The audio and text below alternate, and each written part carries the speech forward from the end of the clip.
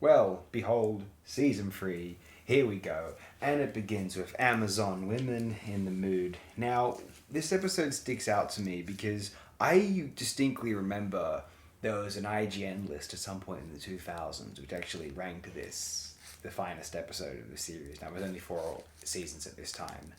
So, but in any instance, they considered this the best episode of the show, which makes me assume that at one time this was considered one of the great bastions of the program. Now, this doesn't appear to be the case now. I don't think anyone's in a rush to call this one of the finest episodes of the program. But so I find it fascinating that it was at one time. No one's ever taken IGN that seriously, though. That's the point. Especially coming to like rankings and like paid for. So they're paid for like reviews. It's just interesting, like why that one came. Yeah, in whatever the circumstance. Because it's a decent episode, but it doesn't stick out as the best in Futurama's run. I think it's very good, but it's not a major milestone. I mean, the episode that actually comes up next is quite a magnificent artifact. Yeah. So compared to that, it's like if you're gonna name one of those two the best episode, it's sooner gonna be. Yeah, this feels more season 2. It's very sitcom and just like joke mile a minute sort of thing, and it's very funny.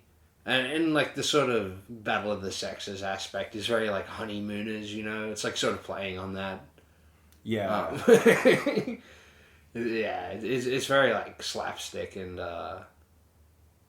it's not trying to be very deep or anything, Like it's a silly premise, but they use it to sort of explore more. This is just very loosely and cartoonishly, that the phenomenon, the battle of the genders and this sort of eternal conflict that we even referred it in the Chronicleman discussion that it was going to go in this direction for the next episode, and here we are. And what I can give a good positive about this episode is I like sort of visual variety, extraterrestrial locations, and it's good for the jungle locales and these sort of they're humanoids, but they're just these the kind of Amazonian women. It's like a unique sort of an alien enemy for the crew to face in this instance, I suppose. The Amazonian women it feels very Futurama. Yeah, a thing that would exist in the Futurama verse is like Amazonian women on a planet being real. yeah. And I really love all the stuff, like, to me the funniest moment within the whole Gender Strife saga, which is this script, is Bender's interaction with the fempu to fembot. That's such a funny moment to me. Just Bender's, like, bafflement at her sort of existential rhetorical question to him. And it's just... And then his just flippant treatment of her right at the end of the episode after... his charm / presence kind of changes her mind, or rather maybe his just discovery of her real identity. Anyway, but it is very it is very solid, and I would say, like, as far as like season 2 episodes go, it's one of the better of those sort of scaffolds, because it's not trying to be a deep character episode. Well, if it is, it's the Kif and Amy episode. And I think all the stuff involving Kif and Amy in this episode is very effective. It's definitely the Kif and Amy episode, And all the Zap stuff. It's one of Zap's funniest episodes, I think. Where he does the Lola Leela. Yeah, there's like Shatner Rocket Manning it. Yeah. I remember when I was a kid, when I first saw this episode, I was like, what's this song where like some guy smokes a cigarette and like there's an acoustic guitar or whatever? And then, like, later on, I found out that the actual song is, like, just a silly pop song. Yeah. And the cigarette thing is, Shatner doing Rocket Man. And the way I can't believe they blended the two. And the way to going, he sickens me, is a reference to an obscure audio outtake where someone asked Shatner some engineer asked Shatner to do something, and he cuts off and goes, "Don't ask me to do that. It sickens me." It's like from the 90s or something. Like Homer Simpson says, it works on so many levels. No, like, it's a really... I do think it's quite a strong episode, and I think it sets a tone for... It definitely sets a tone for season 3 being a season where we get a variety of different looking creatures or sort of new species in each episode. Like in the next episode, we get the worms, and we get the brain spawn in this season as well. Yeah. As well as... oh God, what else have we got here?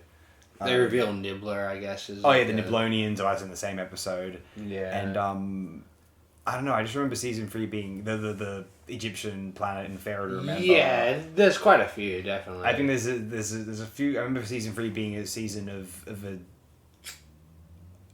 a wealth of visual variety, and I think Amazon Women Get in the Mood sets a nice precedent for that. I think. Yeah. Because sometimes season 2 could be a bit, I think, stale. Like, you know, the Mafia episode doesn't really go anywhere with that. Bioscope's built for 2. I mean, it's outside from the internet, doesn't have many visually imaginative moments. And maybe at the end of some of the alien species in Alcazar's. That's true. As far as animation Clone goes, of my own. Well, the Death Star at the end, but aside from that. Yeah, visual variety. This episode they sort of start to go there a bit. There's touches of that in season 1, but they do forgo it a bit in season 2. Yeah. Season 1's short, so it kind of comes and goes, I feel, a bit. So you don't really it's starting to sort of come back a bit again now, yeah. Yeah, I just want to quickly look at the lineup of season 3 so I can give some more examples. Yeah, it's, you know, even the Penguins or the Buccalo or the Robot Insane Asylum, the Folk Festival, all the Lucy Loos, the Anthology of Interest 2, Roswell, Godfellas, the Stock Exchange. Like, the point is, there's a lot of big visual moments in season 3, which I feel like if I look at season 2, there's certain lacking. I guess the Amazon Women in the Mood has touches of that, like the new environments and Monster of the Week, sort of Futurama, like eccentric alien type things. But it is very like sitcom-y. Like like watching it right now, I love how like joke a second it is. Like almost every frame has some sort of joking in it. Yeah. They sort of like, and I remember watching it as a kid and like just like on television, my dad losing his shit when the joke happens where it's like, what happened to the men on your planet? Oh, they died of snoo. Oh, sorry, like broken pelvises. And then it cuts to the skeletons. Yeah, one's got a cigarette in his mouth. Yeah, and he just lost his shit. And I'm like, oh, that's hilarious, yeah. Because like, I didn't really get it as a kid. But I'm like, oh man, if adults think that's hilarious, that must be so next level. And I don't know, it kind of is. It's like the best sitcom that could have existed in a way. I'm looking at the season 2 lineup here, and there are 3 episodes, for instance, which you'd think would have been more visually interesting, even though they have like it's some of the way there. One of them that's more of the way there is like the Deep South, but you don't see enough of it, I feel. Yeah. You know, they're underwater. And the Warriors the H word, I feel like, is a bit wasted with like the alien planet, like the bouncing balls and the sort of this flat orange environment. They barely focus on it, yeah. And then obviously the previous episode we discussed, Cryonic Woman. I mean, very fine episode, but not much in the way of big visual moments, right? Not particularly. Whereas this one, we got the temple, the Femputer, the restaurant in space, the Palm to Orbit, and you know, jungles, Bender with gold bars in his chest at the end.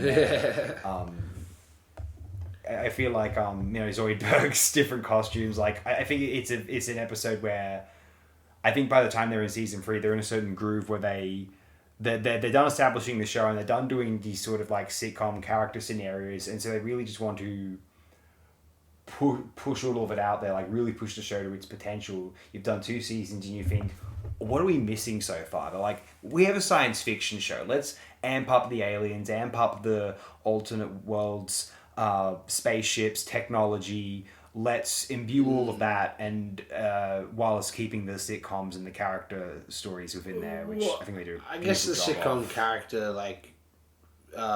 episode that this is about, like you said, is Amy and Kiev. Yeah. And that plot line, because they're not like the major characters, they don't have to keep it as the focus of the episode. Yes. So it's the through line, but it's not the focus. Yeah. So it benefits that, like you said, all the major characters, even Zoidberg, have been like so well established by this point, where they can just have jokes the whole time, you know? Yeah. And not have to be the focus of it. That's definitely the advantage of this episode. Yeah. They can have like Kif and Amy just be the plot through line, but it's not all that important to the episode, really. No, not necessarily. Other than being like very serviceable for what it is, definitely. Yeah. And as far as because Kif singing like "Total Eclipse of the Heart's" pretty hilarious. Yeah, yeah. Before like Zap kicks him off. Yeah, that is and nice. does Lola. That's classic.